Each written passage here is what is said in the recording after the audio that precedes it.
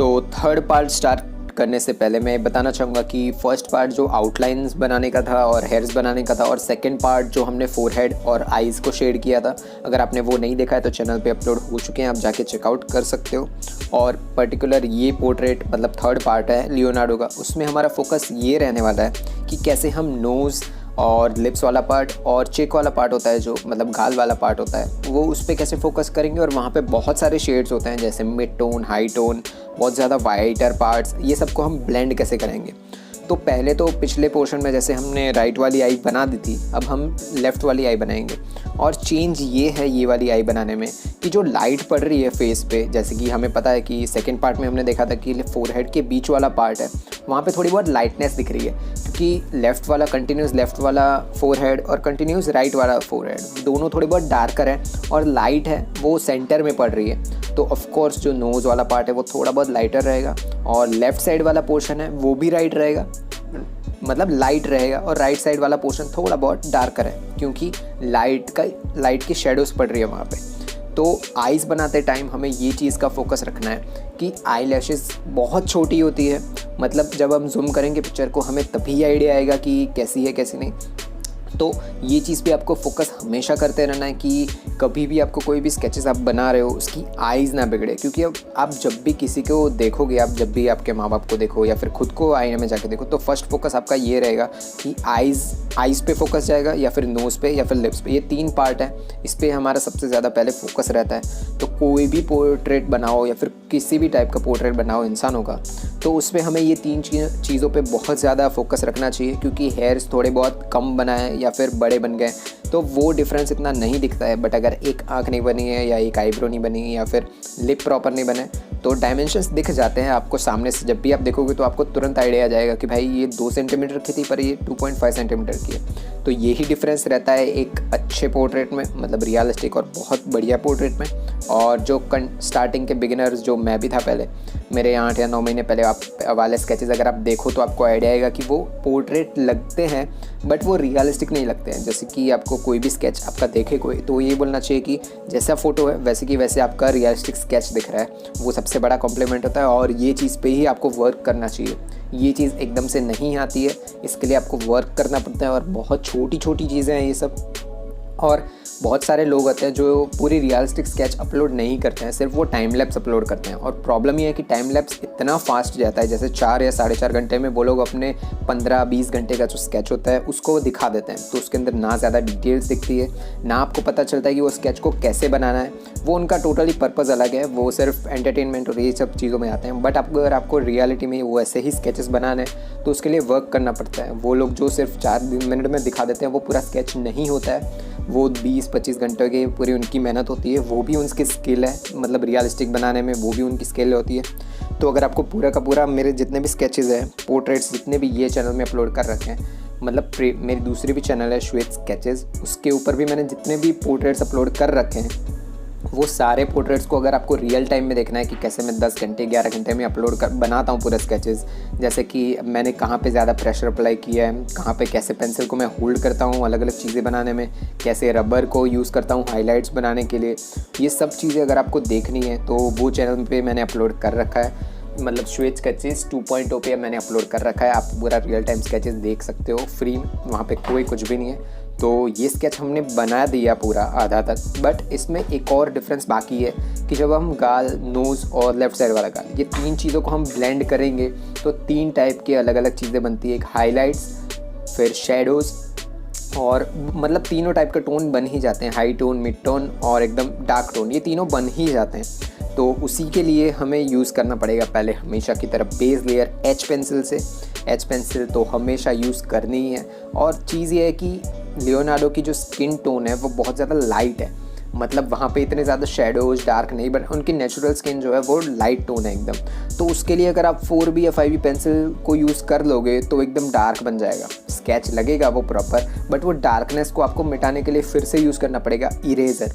और इरेज़र आपने एक बार यूज़ कर लिया तो आपका स्केच फिनिश। मतलब होता क्या है कि थोड़ी बहुत पोर्शंस को अगर आप इरेज कर रहे हो तो ठीक है, उसके ऊपर आप फिर से पेंसिल यूज़ करके कर सकते हो, बहुत छोटे छोटे पोर्शन। बट बहुत बड़े पोर्शन को अगर आप हाईलाइट कर रहे हो रबर से, जैसे 4B पेंसिल से आपने बेस लेयर बना दिया, तो उसको जब आप ब्लेंड करोगे तो वो डार्क ही बनने वाला है ब्लेंड करने के बाद। और अगर आप उसके ऊपर इरेजर यूज़ करोगे, या तो फिर वो बिगड़ जाएगा, फट जाएगा पेपर, और या तो फिर होगा क्या कि धब्बे जैसा लगेगा हर पोर्शंस में। तो ये इंपॉर्टेंट चीज़ें आपको पोर्ट्रेट बनाते टाइम हमेशा याद रखनी चाहिए।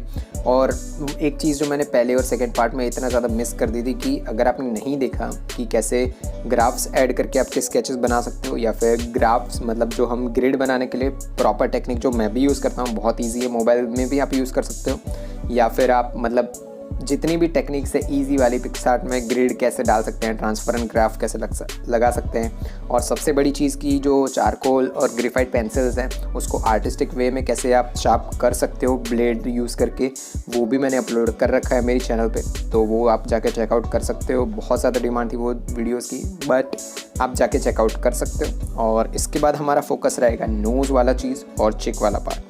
तो आप थोड़ा बहुत देखो कि जो आई मतलब आई ख़त्म होती है जहाँ पे, वहाँ पे कंटिन्यूस नीचे वाला पार्ट है, उसको मैंने एच से नहीं किया है, बट बाकी के जो पोर्शन है चेक वाला पार्ट या नोज़ वाला पार्ट, उन सबको मैं एच पेंसिल से थोड़ा बहुत शेड कर रहा हूँ। और मैं फिर से ये चीज़ बताना चाहूँगा कि आपका पूरा स्केच डिपेंड करता है शेडिंग पे, वो कभी भी ब्लेंडिंग पे डिपेंड नहीं करता है। आप कोई भी टाइप का ब्रश यूज़ कर लो, आप ब्लेंडिंग स्टम्प या कुछ भी यूज़ कर लो, अगर उस स्केच को आपको ड्राइंग की तरह दिखाना है, या फिर कोई ऐसा बोले कि ये बहुत बढ़िया बना है, वैसा बनाना है, तो नो प्रॉब्लम, आप शेडिंग पे इतना ज़्यादा फोकस मत दो।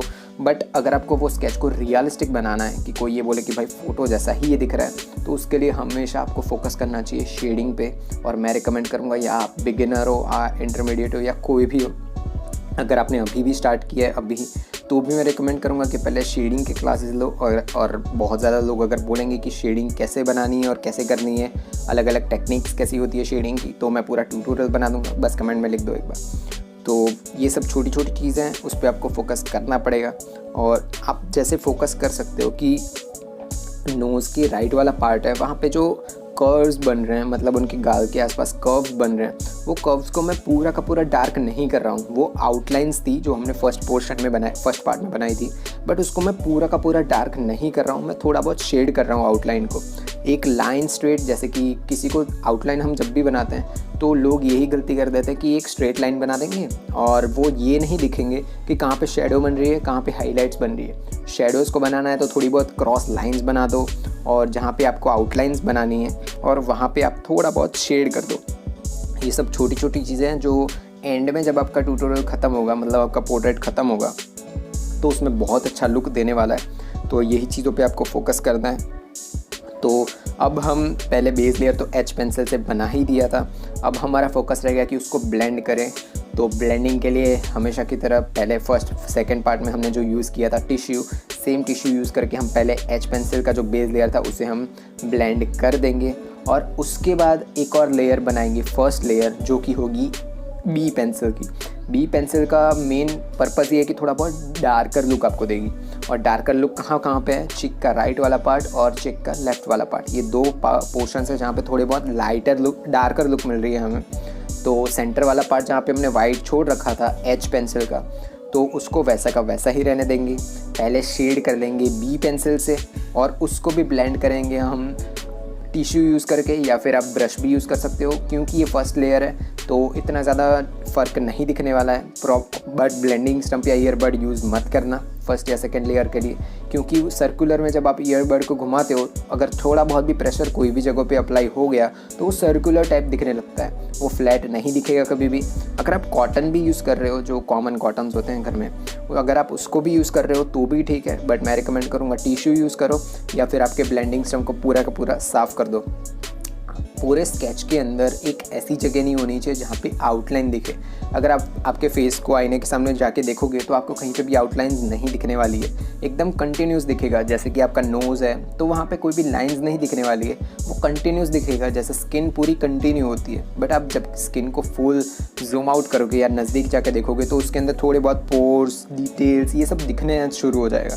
तो वही डिटेल्स जब आप स्केच के अंदर डालोगे तो आपका स्केच बहुत बढ़िया दिखने वाला है। तो ये छोटी छोटी चीज़ें हैं जो ध्यान देनी पड़ेगी आपको स्केच बनाते टाइम, वो तभी आपका स्केच रियलिस्टिक दिखने वाला है। बहुत टाइम कंज्यूमिंग होता है ये स्केचेस बनाना, जैसे रियलिस्टिक स्केच बनाना। अब ड्राइंग और पोर्ट्रेट तो कोई भी 1-2 घंटे में बना देता है, बट रियलिस्टिक में बहुत ज़्यादा टाइम लगता है। और 4 पार्ट में हम लिप्स और रिमेनिंग पार्ट देखने वाले हैं। तो बाय बाय।